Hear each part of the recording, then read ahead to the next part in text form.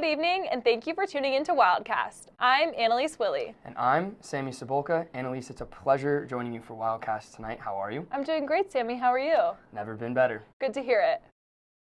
The University of Arizona released its annual Campus Safety Report for 2022, detailing reported personnel and property crimes during the years 2019 through 2021.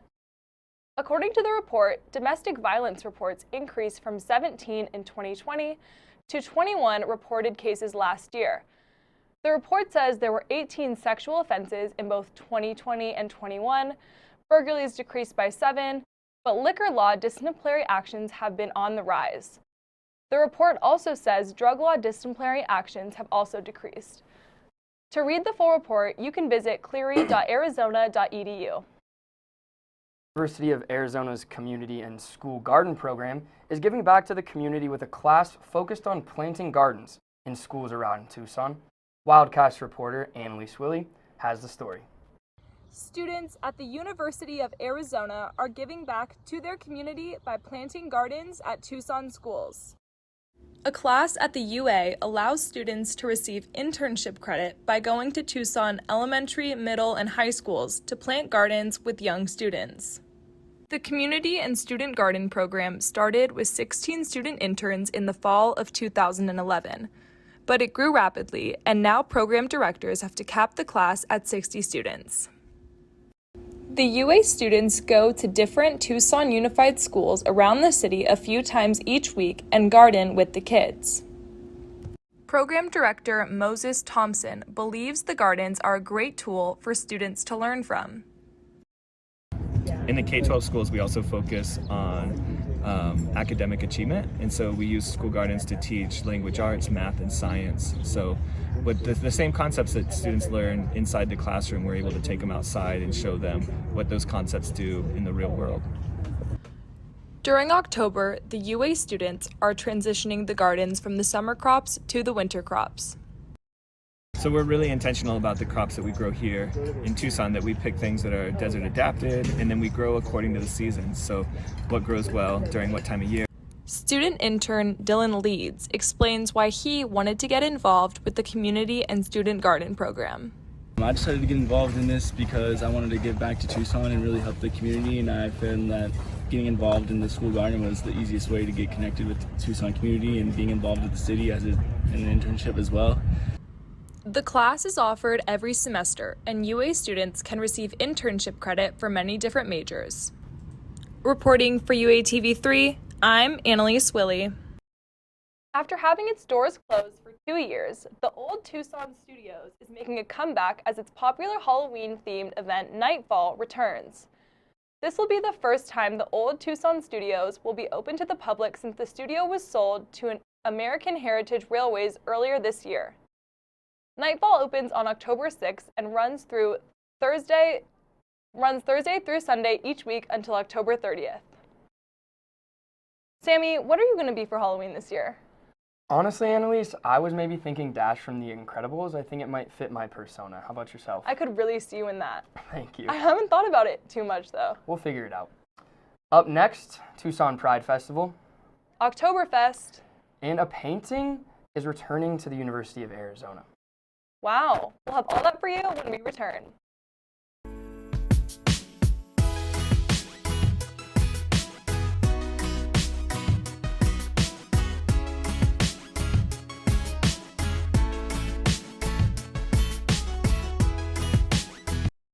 Welcome back to Wildcast. This past weekend, Tucson's Pride Festival kicked off for the first time in 2 years. At the event, many Tucsonians rallied in support of the gay community at a Pride Parade and Park Festival. Tucson Pride was founded back in 1977 after the tragic murder of one local Tucsonian who was leaving the Stonewall Tavoon in Tucson back in 1996. Tucson Pride has become Arizona's first and longest established LGBTQ organization. It is officially fall here in the Old Pueblo, and that means Oktoberfest has returned to Mount Lemmon Ski Valley. Wildcast reporter Jillian Ryan attended the event full of authentic German beer, food, and fun. Let's take a look. It is officially fall in Tucson, which means Oktoberfest is back at Mount Lemmon Ski Valley. For the past 3 weekends, people of all ages have come to this event at the top of Mount Lemmon for German-style food, drinks, dancing, and live entertainment. Not only are there fun games for kids, but also music performed by the John Prokop Band from noon to around 4:30 p.m. Oktoberfest, which originated in Munich, Germany, has been going on during the fall around the world since the 1800s. The celebration was originally for the marriage of the Crown Prince of Bavaria in 1810, but has grown to become an annual tradition in Germany. Oktoberfest takes place in Germany over a 2-week period, always ending on the first Sunday in October. Luckily, you do not have to travel to Germany to get the Oktoberfest experience. If you missed out on this weekend's Oktoberfest, don't worry, you can check out next weekend from 9 to 5 Saturday and Sunday. I'm Jillian Ryan reporting for UATV3.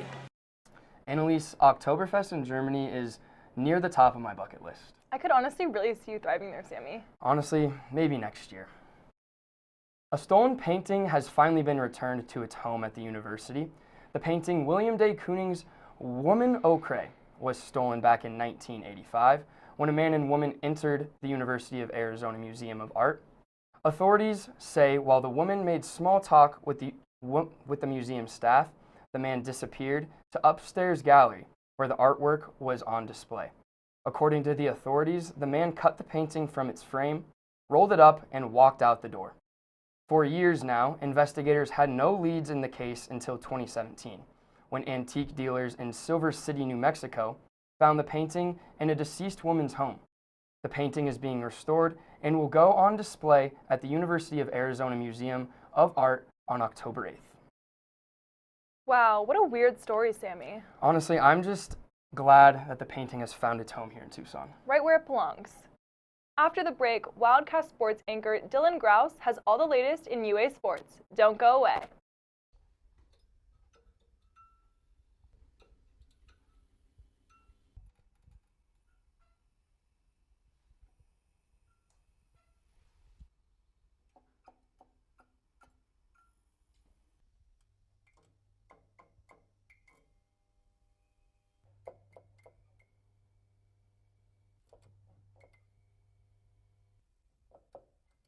Good evening, Wildcats. I'm Dylan Grausz, here to give you everything you need to know in Arizona sports.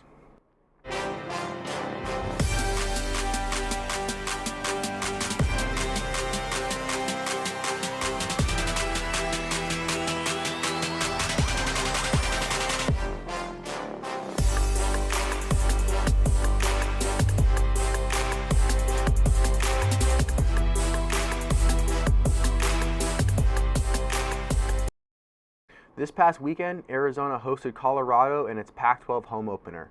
UATV sports reporter Devin Homer was at Arizona Stadium with more. The University of Arizona football got their third win of the season, bringing them over 500 at 3-2. They defeated Colorado 43-20. The Arizona offense was pouring it on, having 673 total yards. And Arizona's quarterback Jaden DeLora passed for 484 yards and 6 touchdowns. 2 Wildcat receivers had over 100 receiving yards. Dorian Singer had 9 receptions for 163 yards and a touchdown, and Jacob Coing had 12 receptions for 180 yards and another touchdown. The offensive line by Arizona was impressive, only giving up 1 sack and clearing lanes for the running backs. The Wildcats ran the ball for 178 yards on the ground, while Michael Wiley ran the ball for 16 times for 81 yards. Arizona's next game is next Saturday, and it's a family weekend. The Wildcats are facing off against number 12 Oregon at 6 p.m. Coach Tommy Lloyd in Arizona basketball kicked off the new season with the Red-Blue game on Friday. UATV sports reporter Sammy Cibulka was at McHale with more. Arizona basketball is finally back with the annual Red and Blue game at McHale Center, featuring a slam dunk contest, famous alumni, and as always, your very own Arizona basketball players. Basketball is back in Tucson as the adaptive athletes started off the Red and Blue night on the right foot. Then, your 2022-2023 Wildcats were introduced to Tucson in style, with a slam dunk contest that featured Pella Larson, Azulis Tabelis, Henry Vassar, and Cedric Henderson Jr., with some familiar faces as judges. Then, it was time for tip-off. The Wildcats, led by second-year head coach Tommy Lloyd, enjoyed the night but they have one goal in mind. Kick ass. I mean, that's what we're going to do. You know, we're going to find a way. The main thing we've talked about is just, you know, growing as a team and having unrelenting support for each other. And, you know, and I'm really confident that this team will have that. For UATV3 Sports, I am Sammy Cibulka. The soccer team hosted Stanford on Thursday, where the Cats lost 2-0 in a hard-fought match. UATV sports reporter Cole Johnson has more on the game.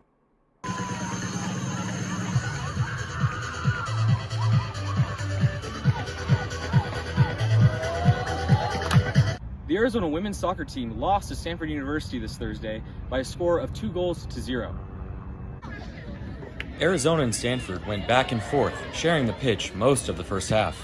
However, Stanford was able to get off quite a few more shots. Both head coach Becca Moros and goalie Hope Heisey said that the first half was the best half they've played all season. Forward Nicole Dallin and midfielder Jonna Christensen had shots on goal tonight but weren't able to score despite having multiple opportunities.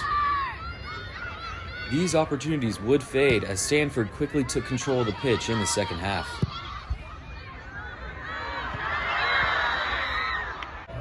Heisey was busy all night, tallying up 8 saves, 5 of them coming in the final 45 minutes.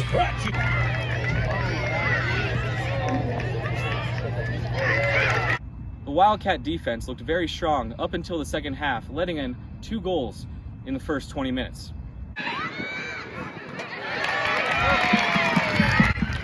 The Wildcats hope to get their record back to 500 with a win on Sunday, October 2nd at noon in Tucson, Arizona.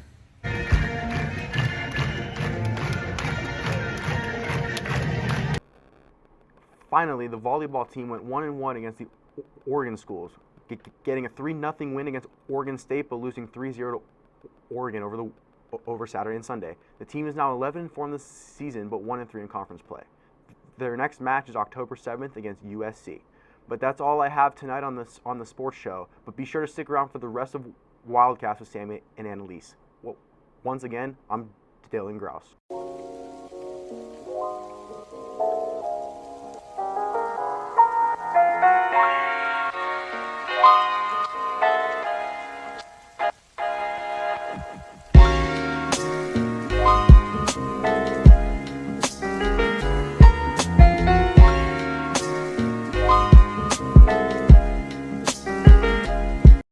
Ladies and gentlemen, that is all we have for you tonight on Wildcast. As always, be sure to like us on Facebook, follow us on Instagram, and subscribe to our YouTube channel so you can watch any of our shows that you may have missed. Once again, I'm Annalise Wille. And I'm Sammy Cibulka. Annalise, I had a great time hosting Wildcast tonight. You should come to the news desk more often, Sammy. You know, I might just have to think about it. But thank you guys for watching, and be sure to tune in next week for more Wildcast.